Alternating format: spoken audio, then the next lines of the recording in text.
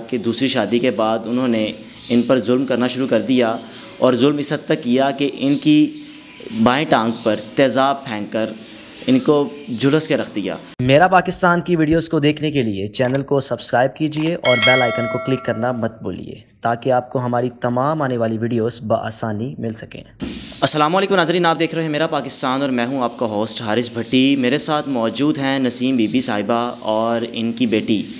इनकी 4 बेटियां हैं। चंद माह कबल इनके खावंद ने दूसरी शादी जब की तो उसके बाद इन पर एक जुल्म का पहाड़ इस तरह गिरा कि दूसरी शादी के बाद उन्होंने इन पर जुल्म करना शुरू कर दिया और जुल्म इस हद तक किया कि इनकी बाएं टांग पर तेज़ाब फेंक कर इनको झुलस के रख दिया और इस वक्त ये शदीद तकलीफ़ में है। और कहना इनका ये है कि मेरे खावंद ने दूसरी शादी की खातिर पहले दूसरी बीवी की बातों में आकर मुझ पर जुल्म करता रहा और कहता रहा कि चले जाओ घर से, यहाँ छोड़ दो। 4 इनकी बेटियां हैं और ताल्लुक़ इनका जंग से है। अब इस वक्त ये दर दर की ठोकरें खा रही हैं। जानते हैं मामला आखिर है क्या, खावंद ने दूसरी शादी क्यों की और की भी तो वजह की, और जब करने के बाद आखिर क्या वजह थी कि इनकी टांग पर तेज़ाब फेंक दिया। अस्सलाम वालेकुम। वालेकुम सलाम। माँ जी, मसला की होया सी खावंद ने की लड़ाई झगड़े चलते सी, मसला की सी? बस लड़ाई झगड़ा इंजे तरह थी ना, उन्हें आखे लग लग के ते मेरिया बच्चियां नूं कहंदा मैं तुहानूं बई नहीं रखना, तुहानूं रखना नहीं चाहता, ते आप दोस्त ने दूसरी शादी कर ली, सानूं घर से निकाल दिया। इख्तलाफ मसलन के लड़ाई कादे वास्ते होंदी जी कि बच्चियां ने 4 इस वास्ते? हाँ जी, आंदा ही मेरे कोल मुंडा नहीं है ते मैं तुहानूं रखना नहीं चाहता, तो यही वजह तो उसने ना उसके आखे लग के ना मेरे उत्ते तेज़ाब डोल दिता। जिसल तेज़ाब डोल दिता आप नस गया, तो बाकी असी दर दर ते हुण ठोकरां खांदे वे, असी दर दर ते रुलदे वे, ते साडा कोई बल्ली वारिस नहीं बनता। तो इस दी वजह तो मैं आख्या चल ना कोई मेरी मदद कर लवे, तो यही वजह तो मैं आख्या चल बच्चियां तो मैं बच्चियां भी यानी कि मैं रिश्ते कीते हुए हैं, वो भी माड़े बंदे हैं जिन्हां कोल रिश्ते जिन्हां नूं रिश्ते ही दिते हुए हैं। तो यही वजह तो मैं आख्या थाने गई तो थाने वाले भी मेरी गल नहीं सुनी, किसी ने भी मेरी मदद नहीं की। इस वजह तो मैंने तुहाडा पता चला तो मैं आख्या उन्हां नाल कोई थोड़ी जी हैल्प कर लईए जे अल्लाह पाक सानू पकड़ लवे। तो माँ जी तुसी कित्थे कित्थे गए हो, कोई दरखास्तां दित्तियां ने थाने च जाके, कोई कंप्लेन? असी चूंग थाने ते ही गए, उत्थे ही उन्हें गल नहीं सुनी। मैं हंजरवार थाने गई हूँ, उत्थे भी उन्हें आख्या पैसे लैके आओ, तो मैं गरीब सवानी मैं एक टाइम असी रोटी खाने, एक टाइम नहीं असी खाते। बच्चियां दर दर ते मेरी रुलदियां वदियां, दस मैं कि तू केस लड़ सकदी है। तो माँ जी खावंद तुहाडे जंग च रहिंदे ने कि लाहौर च किते रहिंदे ने? नहीं, जंग में ही रहंदे हैं। जंग च ही रहिंदे ने? ते शादी तुहाडी जंग च ही होई सी? हाँ जी, जंग ही होई।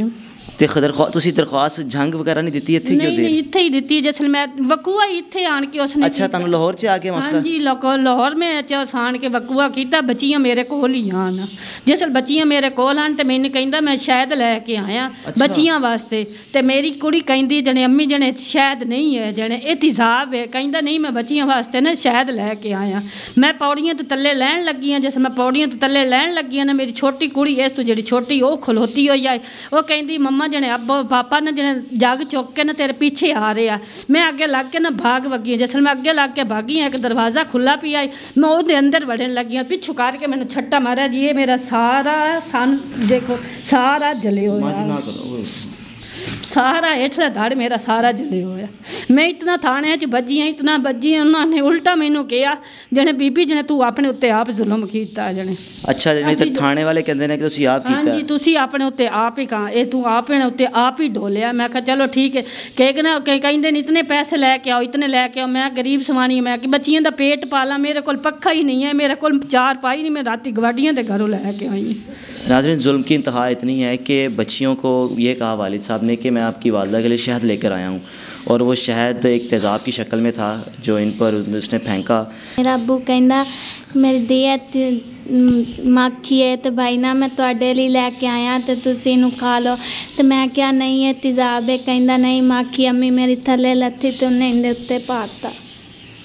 तो आप लोगों ने फेंकने की कोशिश की थी या सिर्फ माँ पे फेंका था? उन्हें साढ़े ते भी पाने की कोशिश की सी, पर साढ़े ते नहीं पाया, उन्हें सिर्फ इंदे ते ही पाता। तो मसला की सी? यही कहता सी कि मेरी बच्चियां नहीं है, बस बच्चा कोई नहीं हैगा, जुल्म करता सी? जी, यही जुल्म करता सी। कहंदा मैनू पुत्र नहीं दिता तो मैं दियां नूं भी नहीं रखना चाहता। बस ਤੇ ਹੁਣ ਜਿਹੜੀਆਂ ਤੁਹਾਡੀਆਂ ਉਹ 2-3 ਭੈਣਾਂ ਨੇ ਉਹ ਕੀ ਕਰਦੀਆਂ ਨੇ? ਉਹ ਬਸ ਕਦੀ ਫੈਕਟਰੀ 'ਚ ਚਲੀਆਂ ਜਾਂਦੀਆਂ ਨੇ, ਕਦੀ ਨਹੀਂ। और आप खुद क्या करती हैं? ਮੈਂ ਫੈਕਟਰੀ ਜਾਂਦੀ ਹਾਂ। बिल्कुल जी, देखें 4 बेटियां हैं और चारों बेटियां फैक्ट्री पे काम कर रही हैं, सिर्फ एक माँ की खातिर अपने अपने पेट पालने के लिए, कि किसी दर दर की ठोकरें भी खा रही हैं। घर बार इनके पास नहीं है इस वक्त। ये अपने कहीं दूर के इनके रिश्तेदार हैं, इनको कोई जंग से इनका ताल्लुक़ था, उनके घर में रह रहे हैं, लेकिन इनका ठिकाना कोई एक नहीं है इस वक्त। ये आप ये कह सकते हैं कि बुरी हालत इन पर है। और माँ जी की टांग देखी नहीं आ रही कि किस तरह पट्टियाँ की हुई हैं और ये टांग मुकम्मल तौर पर झुलसी हुई है। और माँ जी तुसी डॉक्टरां को जानते हो, कोई की खर्चा वगैरह की आ रहा है? डॉक्टर कहते हैं ने इंदी ना इंदा लग के इलाज करो, महीना 3 महीने 4 महीने इंदा लग के इलाज करो, जे नहीं है तो इंदे विच ना कैंसर की शिकायत आंदी पई है, नहीं है तो लत्त कप्पी जाएगी।